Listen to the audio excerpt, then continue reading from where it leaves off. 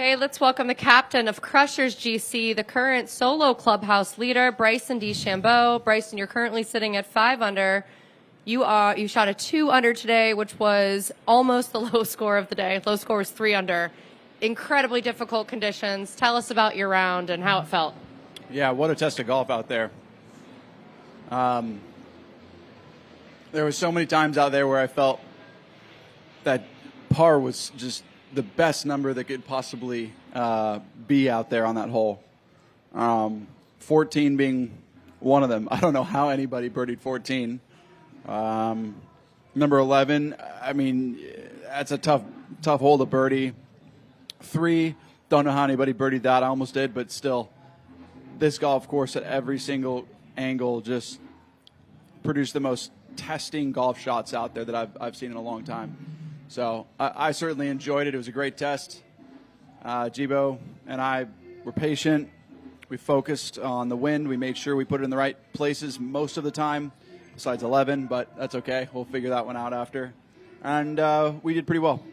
So I was just telling Sergio, they said that yesterday's round of golf was the second most difficult in LIV Golf history. Do you think today will be number 1? This should be number 1. If not, it's right up there. It's the same stature. What was it, Andalusia? Andalusia was right. Was the number first 1. Round. Yes. Oh yeah, 2024. Yeah, it was right up there. I just think with the water everywhere, Andalusia, you can kind of get away with it in certain places. Here, I mean, you can't get away with it. If you make a double cross or something, it's in the water and you're making double. So, I don't know. It's up there. I'm just going to give you a quick stat. The team in last place right now, their cumulative score, ready for it, is 46 over par. 46 over par. There's not a single team under par so far.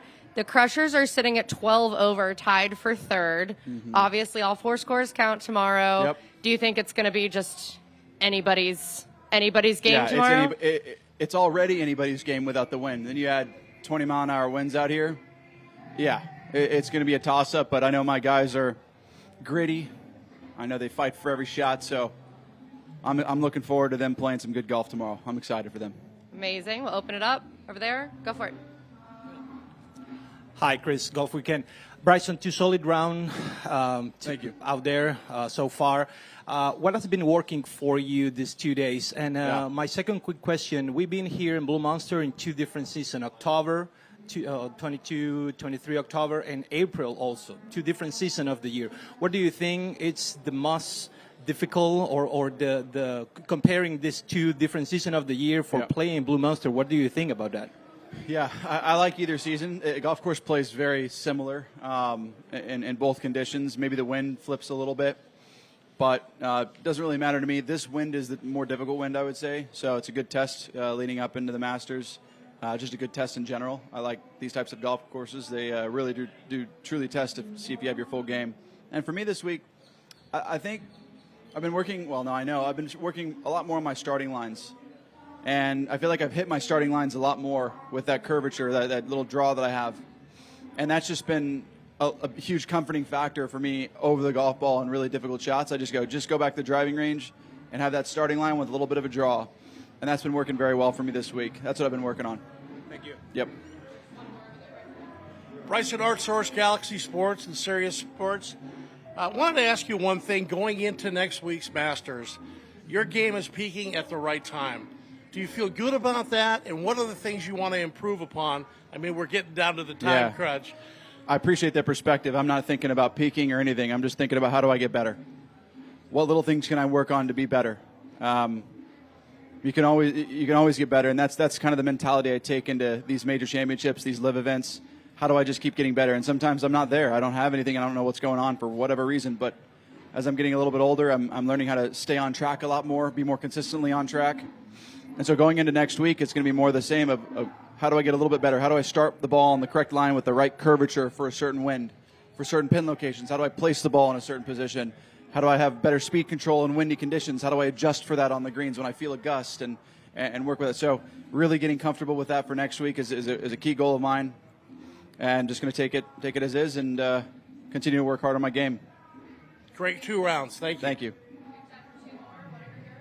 Bryson, obviously a strong day today, and you're in a strong position heading into tomorrow. Yeah. What is that conversation tonight and the immediate future, not only with your caddy, but with the team about the course itself and the adjustments and obviously the tough wins? Yeah, for me, it's going to be controlling what I can control, putting myself in the best location as much as possible, not getting in ahead of the game. A few times I thought to myself, okay, if this happens, that happens. I said, nope, right here, right now. Stay in your bubble, stay focused, and keep executing as well as you possibly can. The more I can do that, the better I'll play. Thank you. Best of luck. Thanks. Yeah. Mike. So Bryson, you talked about patience. Was that stretch between birdies an example of testing your patience? Yeah. And how proud of you were to come out of that? There's a few holes where I could have lost it and it gone the other way, and I'd have been back at even par real quickly. Number 9, didn't make birdie on 10, bogeyed 11, parred 12, almost bogeyed 13, almost bogeyed 14. I mean, it could have been right back to even par, and that's this golf course for you. You just got to stay patient and make a putt when you have to, and if you don't, try to steer that ship back on track as quickly as possible. But sometimes it doesn't happen, and today was a testament to that of, okay, you know what, I'm not doing my best, but let's get the ball in the hole and let's give ourselves another shot on the next hole. So, yeah, it was a tremendous amount of patience that Jibo and I had this today and yesterday, and we're going to probably have to have more of it tomorrow. How much fun was hitting that drive at 16?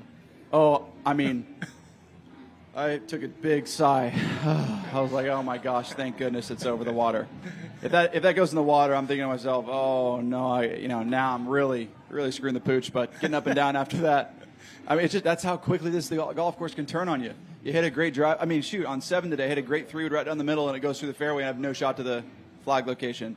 And it just felt like almost every single hole I hit great drives. It just didn't end up in the exact right position, 5-10 yards off. And 14 was another example of that prime time drive down there, right in some deep, thick rough. Had a marshmallow golf ball come out, because the rough was so thick. That's that golf course. It takes a little bit of luck to win, and, I got to have a little bit of luck tomorrow, but a lot of patience. Thank you. Thank you. Go get some rest. Thank you. We'll see you tomorrow. Good luck.